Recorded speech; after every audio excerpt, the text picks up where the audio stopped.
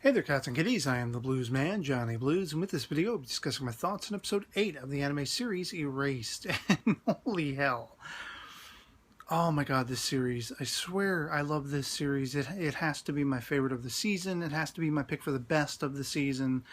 And I don't usually concern myself with stuff like that. It's just so good. I was actually really genuinely surprised because I had been almost willing to bet that it was Satoru's mother who had gone into the bus at, the tail end of the previous episode, the cliffhanger ending. And no, it was the killer. It was actually whoever this killer is sneaking about. And as we see the kids find and go into the backpack and all the murder implements that are in there, is shocking and disgusting and twisted and just unnerving. The look on Satoru's face in that moment when he realizes what the stuff is.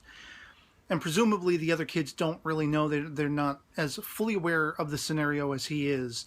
Maybe with the exception of Kenya. I think Kenya might have had some idea, and he's just trying not to let it, be something the other kids become aware of and everything like that. Just how perverted and twisted and sadistic all of those implements in their usages to that point, to the point of death, would become. And it was a grueling scene. It was just like I was gritting my teeth, and that realization that this is what whomever this is doing this is going to be getting off on doing to kids. And we see Satoru even, sort of inadvertently bumping into one of the other kids who goes missing and is subsequently murdered, whom he didn't even realize put two and two together, I guess because just lack of focus, because he's focusing so much on Kaio and everything like that.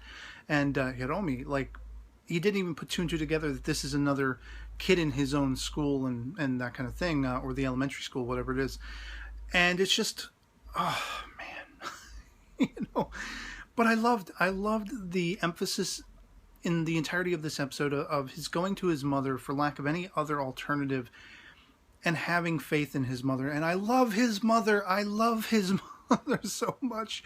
She is one of my favorite all-time anime characters now at this point, just because even if it wasn't her going into that bus and knowing what was up, she knows what's up. She knows all about it. She has an idea. And that's exactly what I assumed for her character and her placement to be. And Satoru has such faith in her to know that she would applaud him rather than, even though he's kind of afraid he might get chewed out if he brings the kids back to the house, and Kaio most specifically.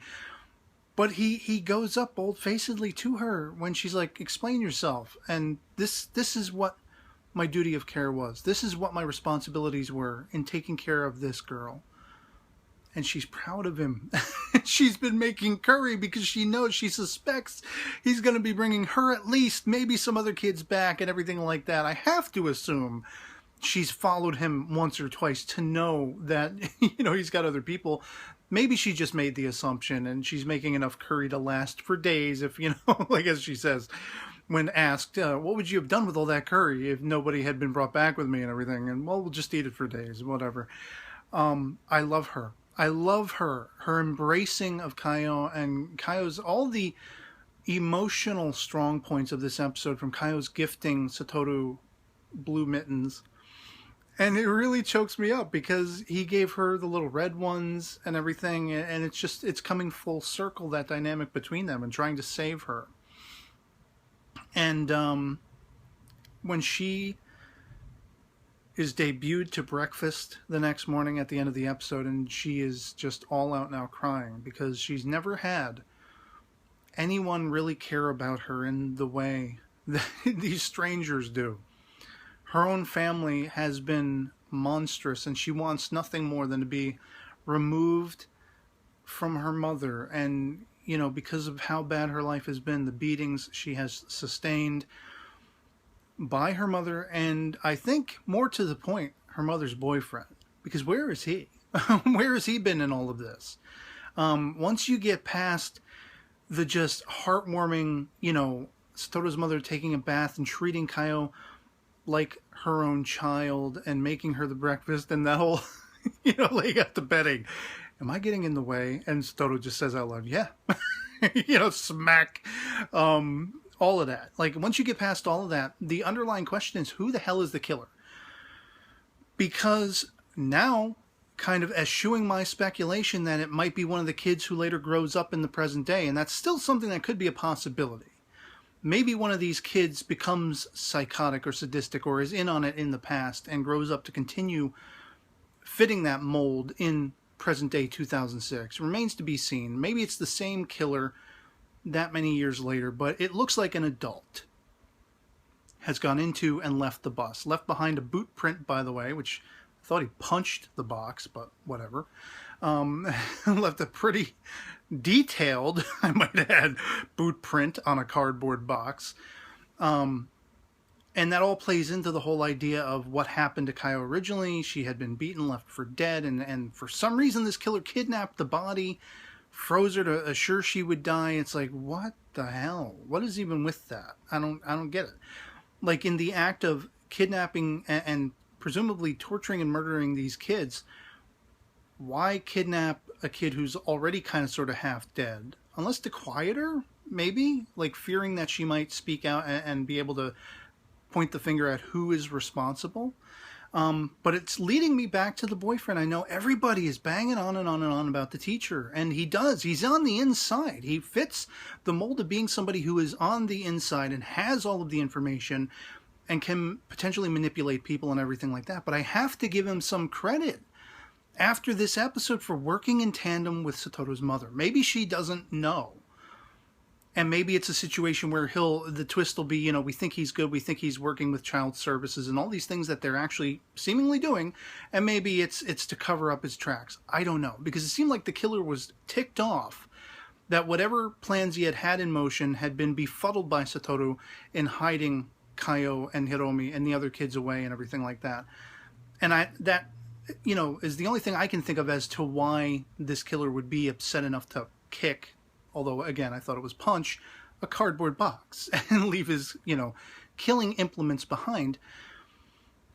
And so I'm sitting here thinking to myself, if we've kind of gotten Yuki out of the way, there's still the idea, as some have speculated, Yuki most notably, that his father could be the one involved. But where is Kaio's mother's boyfriend? Why is he not around? Why did it seem like she was only eating for one? You know, when finally the teacher and child services went to Kaio's house and they found their way inside. So where is he? Is he the killer? Is it Kaio's mother's boyfriend? Because, like, I mean, it's one of those things where he's only been cursorily seen, and so you can't say he comes out of nowhere. It's just the lack of information. We don't know anything about him. Could he be a janitor at the school? Could Kaio maybe or maybe not be aware of that? When we end this episode, we have Satoru, Kaio, and Satoru's mother going to confront Kaio's mother. And at first, outlandishly taken aback. I'm like, WTF, what are they doing? And the only motivation that I can come up with is that maybe this woman has been in an abusive relationship herself. She's become perverse and psychotic, and she's been abusing Kaio, not in any way, shape, or form excusing those of her actions. But maybe they're going to appeal to her because they believe it's the boyfriend too. And they're going to try to, you know, twist her to their side and you know, get him arrested. Get something done about it. Fix your life. I don't know. Honestly, like, why would they go and confront her? That's the only thing I can come up with. What I was really hoping for with all of this just heartwarming, you know, embrace of Kaio and Satoru's mother's actions and everything like that, everything she did, and even in getting in contact with the teacher, who seems to have been working behind the scenes, much as Satoru has assumed and is assuming, you know, I found myself strongly hoping. There was a speculation I made in one of the comments I've been going back and forth with one of you guys about, I would love to see Satoru's mother be able to adopt Kaio and raise her the same way she would raise Satoru. But there's a whole lot of the timey-wiminess of the revivals and everything like that that it's like I keep calling back on the alternate titles for this series, Erased and The Town Where Only I Am Missing and all this kind of stuff. I'm really fearful of a bittersweet ending where we see Kaio's life and Hiromi's life and this other girl's lives all preserved or saved, but Satoru has to make a sacrifice where he becomes the victim or he disappears or something along those lines. I don't know exactly. I don't know if this series is angling toward an happily ever after kind of ending, a bittersweet ending, or one that is depressive and just kind of like, that sucks. You know, it seems like the idea of making positive change is a real one, is a viable one. But how far will it go? Is there a price to pay for what Satoru is doing, the changes he's managing to make? For better or for worse? I still don't know. And I'm just juiced. I'm so juiced by this episode. This episode was like a warm embrace to the viewer. It was a warm embrace. There was tense, segments of it with this killer entering the bus at the start, with the revelation of all of his murder implements and confirming that this is a really dangerous situation in this bus, this hideout, which they thought they were going to be protected in. But once you get Satoru's mother involved once again and how heartwarming she is, her embrace of Kaio and taking care of her, it almost felt like the show was hugging me. That's the best way I can equate it. And then again, at the end, it was kind of like, letting go of the hug and spitting in my face anew and being like, what is going on? What's going to happen? What the hell is going on here? And so my number one peg right now, I got two, as far as who I think this killer in the past must be to be an adult. Kaio's mother's boyfriend or Yuki's father. Or, add a question mark, an invisible character, someone we have as yet not been introduced to. And I gotta say, I hate when you have a mystery series or a murder series or whatever it is, a murder mystery, all this kind of stuff, time travel, no time travel, whatever the case may be.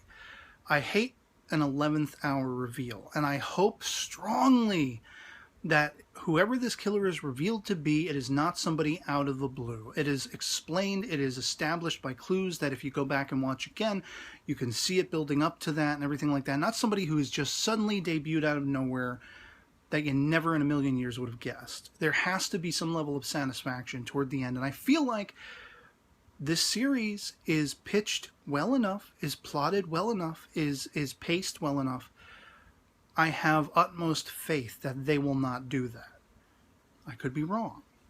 But I feel like we will get a satisfying conclusion in some way, shape, or form. What is that going to amount to for Satoru? What is that going to amount to for the timelines?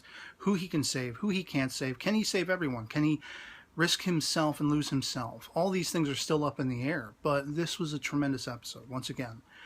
And it's pretty much, I was saying alongside this series, Erased, was Showa Genroku Rakugo Shinju, and I really do strongly love that series. I love the character drama of it, but if I had to pick between the two with this episode, as far as something that gets me so emotionally invested that it rocks me to my core, scares the hell out of me, pleases the hell out of me, satisfies the hell out of me, keeps me at the edge of my seat, chomping at the bit to know why things are happening, what is happening, how it's going to play out. With this episode, Erased takes the number one spot for my favorite of this season. And I'm just all kinds of goosebumps. I wish I had, future revival powers to get to a week from now and then another week from after that. And just get to the end of the series already. I'm dying watching this series. I want to know what the hell's going to happen. It's like a breath of fresh air, and just, it treats you like a punching bag. It treats the viewer as a punching bag, but it also eases up and it gives you the hugs you need to keep you going. Because if it was just straight out and out dire circumstances after dire circumstances and there wasn't any hope, it wouldn't be watchable. And they know that. They're master manipulators in the plotting and the pacing and what they reveal and how they reveal it, and how they connect you to these characters. Because there are worlds of wonder in all of them. And it's just, man. Oh, yeah. So I'd love to hear from you guys in the comments below. If you've seen episode 8 of Erased, if it was as impactful to you as it was to me, what you thought of everything that was revealed, what you thought of the heartwarming nature of Satoru's mother embracing Kaio. Again, I've loved her from episode 1, but especially with this episode, it's over the top. Like, I'm going to my anime list and putting her on my top 10 favorite anime characters. I don't know who I'm going to bump off the list, but she's going on it. And so, yeah, love it or hate it. Anything goes in the comments below. Let me know what you thought of this episode. And just love having that conversation. Otherwise, I hope this video finds you well. And I'll catch you all later. Peace.